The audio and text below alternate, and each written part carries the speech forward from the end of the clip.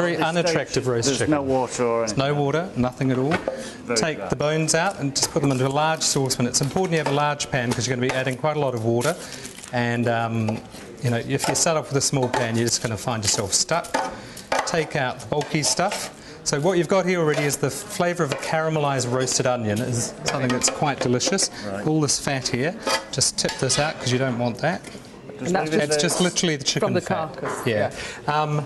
Red wine, okay, Right. into the pan. Deglazing that, yeah? Yeah. The second stage is kind of getting all these bits and pieces together. Just put you to one side.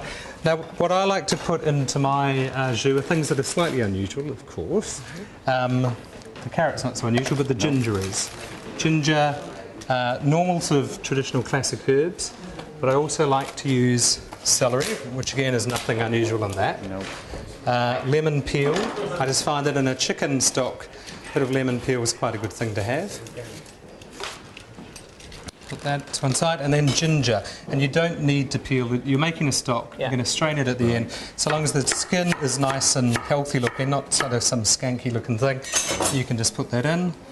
Okay, and the flavour of this takes us into Asia all of a sudden. So that's a lot of some fresh ginger, herbs. isn't it? Yeah.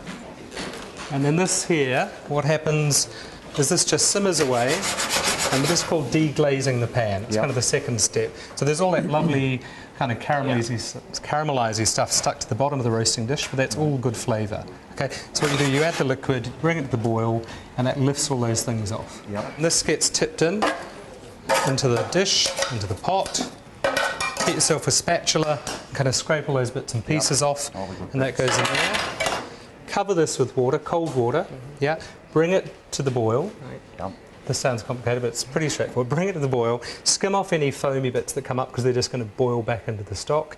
Put a lid on it, slightly ajar, turn it to a simmer. Don't keep the lid on, but slightly ajar. Just lets the evaporation go or you'll find it boils dry. Cook it for at least 8 hours, 8 to 10 hours. 8 hours. Yeah, so you put it on at midday, it's ready by 8. It's not such a drama.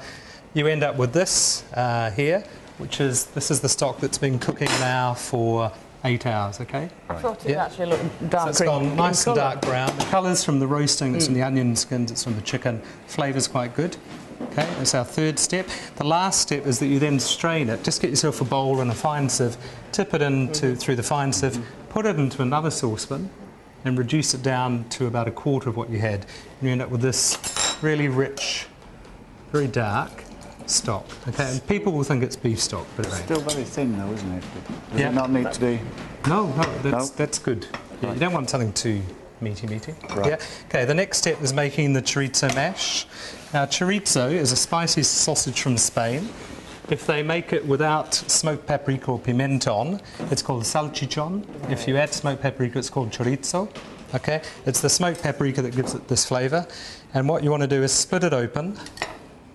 You get two types, cooking chorizo and slicing chorizo. Slicing chorizo is like a salami.